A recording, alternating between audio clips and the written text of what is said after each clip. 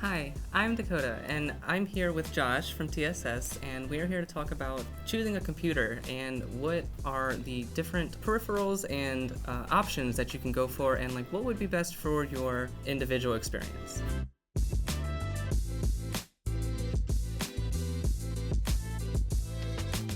When you come to college, there's a lot of things to consider: what books to buy, what classes to take, and at a modern college, you're going to need a laptop or computer to do most of your schoolwork.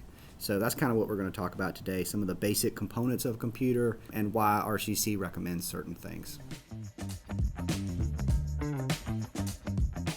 So let's break down the main parts of a computer. Sure. Let's start with the processor. Sure, the processor is kind of the brain of the computer. That's doing most of the work. As far as shopping for a processor goes, we recommend something like an Intel Core i3 or an AMD Ryzen 3. Those are just two different brands of processor. Those are good starting points. Most decent computers will have at least something like that in it. You can get a little bit, if you want to get a little bit extra with it, you could do an i5 or a Ryzen 5, and those just scale with price. As the power gets better, the price gets higher. So do you feel like people should go for an i3, or do you think an i5 is what people should be striving for? I would say that's just a price consideration. If your budget would allow for an i5, I think that's probably a better move, or a Ryzen 5. It depends on the kind of coursework you're going to be doing. If you're going to be mostly in a browser and just working with Word or Excel, an i3 or Ryzen 3 may be just fine. But it really is just a price consideration. Cool. Could you explain what RAM is and Sure. memory in a computer? The memory of your computer is, don't confuse that with the storage in your computer. Memory is a short-term place where your computer temporarily holds information. It's accessible a lot faster than your long-term storage, and so when you're buying a laptop or a computer, the thing to take in consideration is just how much RAM you have. Most modern laptops will have about 8 gigs. Standard 8 gigs is okay. Again, kind of like the i5 thing. 16 gigs is better, obviously, and if your budget allows, I would recommend 16 gigs. That allows you to have kind of more things running at the same time. Excel, Microsoft Word, browser, a bunch of tabs open in your browser, that kind of stuff. Yeah, I was gonna say, if you're one who likes to keep a lot of tabs open, I think the more RAM, the better. Sure. And if you're doing any type of video editing or photo editing, the more RAM, the better.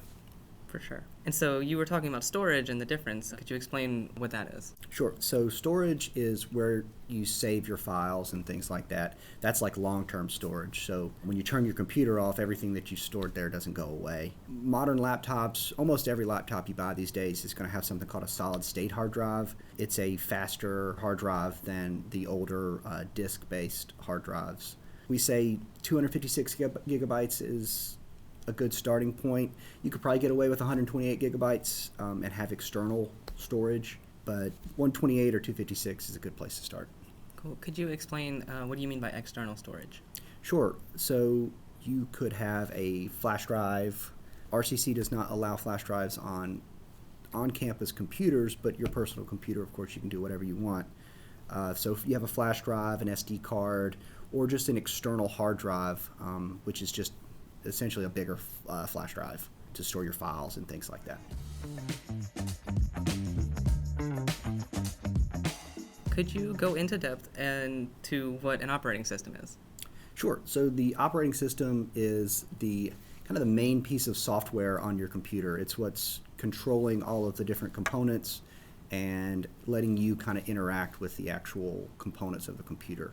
So common operating systems are Windows, Mac OS, like Linux or Unix, and then like on your phone, if you have an Apple, that's an iOS operating system. An Android phone, it's the Android operating system, I believe. So at RCC, the recommendation is generally a Windows computer or a Windows for your operating system. A MacBook will do most things that you need to do when you're a student here. There are some specific classes that the requirements are a little bit different. So For maximum compatibility, I think the best move would probably be a Windows machine. One thing we definitely advise against is getting a Chromebook or a iPad to do a lot of your schoolwork. Those are kind of mobile operating systems and you're just going to run into a lot of compatibility issues trying to use those for your schoolwork. I think your best bet, if you are confused as to like what the best system would be for you, I think you can call us, contact TSS. We may be able to help you with that,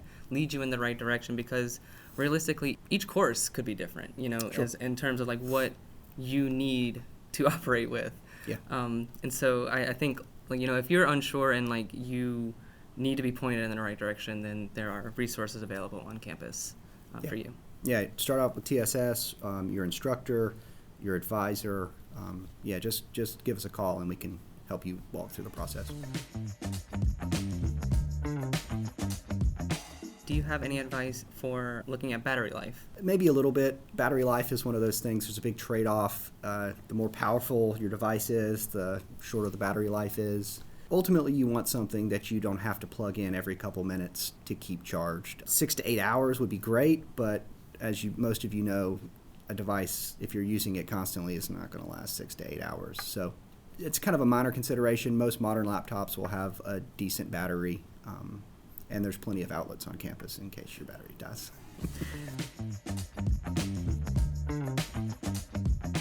Just some additional considerations when shopping for a system. What should you take into consideration for USB ports? Sure. So the new USB standard is called Type-C. Almost looks like the Thunderbolt cable from Apple. That's kind of the new standard. That's going to be on a lot more modern machines.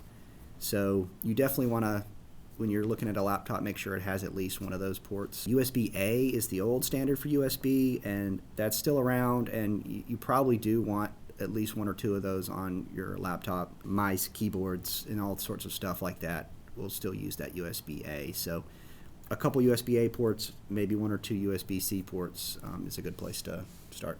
I think in considering the USB ports, you also want to consider if you wanted to use the external hard drive like you were talking about, Right. or if you wanted to use like a drawing tablet or anything like that. Those will take up USB ports. So if you plan on using more peripherals for your device, then you probably want to go for something that has more ports available. Unless you end up with a bunch of different connectors and expanders and things. And Yeah. What would you recommend a decent screen size for a laptop? So the range of screen sizes you'll generally see is about 13 inches to 18 inches. That's kind of a personal opinion. The bigger the screen size, the more expensive the laptop's going to be. But again, if a bigger screen size, things are going to be easier to see. You're going to be able to have a higher resolution generally. So probably the best bang for your buck is maybe a 15-inch laptop, something like that. But it's just a price consideration ultimately, and then just a visual consideration as well. Are there any other things that you would recommend as considerations when buying a laptop? Yeah, sure. When you go buy a laptop, there's all sorts of little minor things that you don't think about at the time that may end up being a hindrance or a help to you. Let's see, there's a backlit keyboard, which is nice if you work on the couch in the dark or something. Whether or not the screen is touchscreen, I personally am not a big fan of touchscreen laptops, but if you're used to that, or you need to do some drawing or whatever this thing is, Zoom. So that's just something to think about with a touchscreen.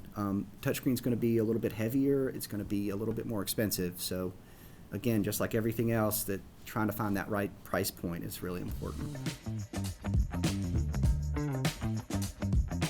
Let's see, there's video connection, so like HDMI or DisplayPort.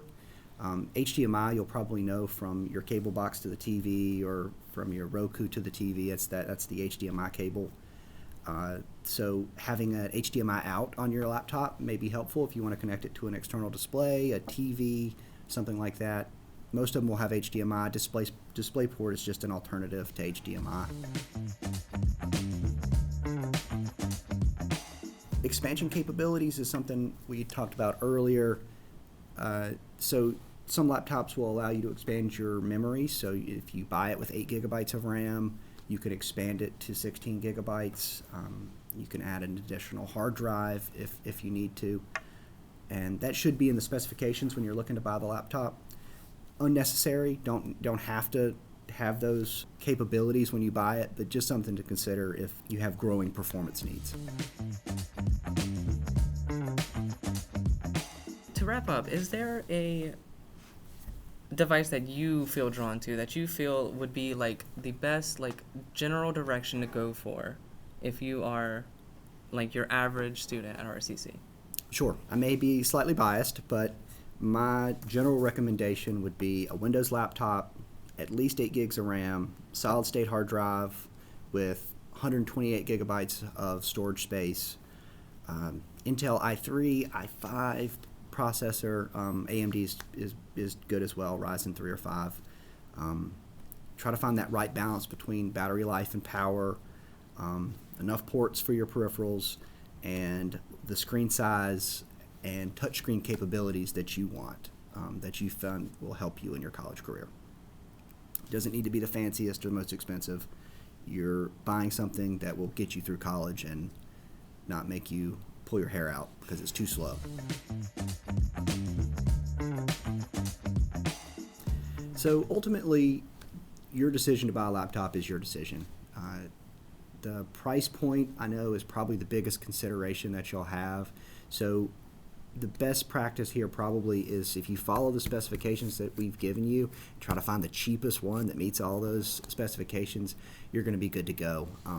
Best Buy, Amazon, Walmart are all great places to buy a laptop. You can go there in person. If you go to Best Buy or Walmart, check out screen sizes, check out how you feel about a touch screen, stuff like that. But I know the dollar amount is really important. So find something that meets these specs and find the cheapest one. You should be good to go. And also, if you are a full-time student, then you are eligible to check out laptops at the library, and those you can use at home or wherever you need to go with the laptop. Otherwise, if you're not a full-time student, everybody has access to the computer labs all around campus, and the library, and in the various buildings around campus. You have access to computers. And if you have any questions, just contact the help desk, TSS help desk at rockinghamcc.edu. Our extension is 2877. You can answer any and all computer questions.